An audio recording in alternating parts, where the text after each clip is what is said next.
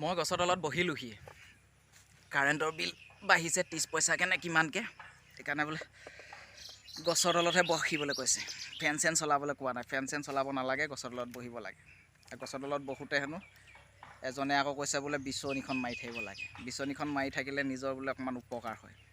এইবোৰ বাইচেফ টাইচেফ এইবোৰ বোলে বনি যাব হেনো বিচনীখন মাৰি থাকিলে আকৌ বাঁহৰো দাম বাঢ়িব হয়ো কথাটো গাঁৱৰ বাঁহৈজনে 2 পইচা পাবও বিচনী বিক্ৰী হ'ব ফেনৰ তলত থকাতকৈ গছৰ তলত বহি যদি বিচনী মাৰি থাকোঁ উপকাৰ আমাৰ কাৰেণ্টৰ বিলো ছেফ হ'ব গাঁৱৰ বাঁহৈকেইজনে 2 পইচা পাব 30 পইচাহে বাঢ়িছে পিছে কাৰেণ্টৰ বিল এইটো ইমান চিন্তা কৰিবলগীয়া কথা নহয় 10 পইচা 20 পইচা বোলে বাঢ়িয়ে থাকে গেছৰ দাম বঢ়াৰ কাৰণে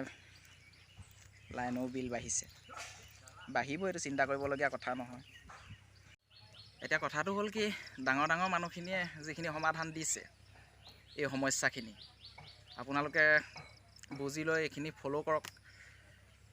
তেতিয়া এইখিনি সমস্যা সমাধান হ'ব তাৰ পাছতে এতিয়া আমাৰতো বাৰিষা কাল চলি আছে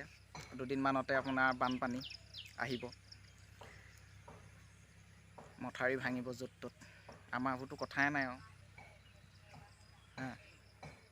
পানীতে থাকিব লাগিব তাৰ কাৰণে মই এটা মানে সমাধান সূত্ৰ উলিয়াইছোঁ এই বানপানীৰ কাৰণে আপোনালোকে এটা কাম কৰক এইবোৰ হুলস্থুল কৰি লাভ নাই মথাউৰি চথাউৰি বনক নবনক এইবোৰ দৰকাৰ নাই আপোনালোকে ভীমকলৰ পুলি ৰুৱক আজি পৰিৱেশ দিৱস ভীমকলৰ গছ ৰুৱক তেতিয়া মানে কি হ'ব যেতিয়া পানী আহিব সেই ভীমকল খাবও পাৰিব আৰু সেই ভীমকলৰ গছৰ পৰা ভূঁ বনাই পানীৰ ওপৰত থাকিবও পাৰিব চিন্তা নাই তেতিয়া আজি পৰিৱেশ দিৱসৰ দিনাখনি আপোনালোকে এটা ভীমকলৰ পুলি ৰুই থওক আমাৰ বাৰিষাত নিজৰে সহায় হ'ব ময়ো নৈ পৰিয়াই মোৰ বাৰীত পিছে ভীমকল আছে আৰু এটা আজি ৰাতিপুৱাই জৰি পুলি এটা আনি ৰুইছোঁহি পাছফালে মোৰ পাছফালে মানে জৰি পুলি এটা আনি ৰুই থৈছোঁহি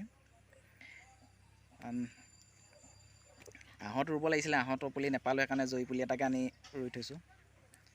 আহঁত আৰু জৰি তলত ঠাণ্ডাটো বেছি হয় বহিবলৈ ভাল হ'ব সেইটো কথা চিন্তা কৰি মানে জৰি পুলি এটা ৰুই থৈছোঁ আপোনালোকৰ ৰুৱকগৈ তেনেকৈ কিবাকিবি পুলি গছপুলি যাওক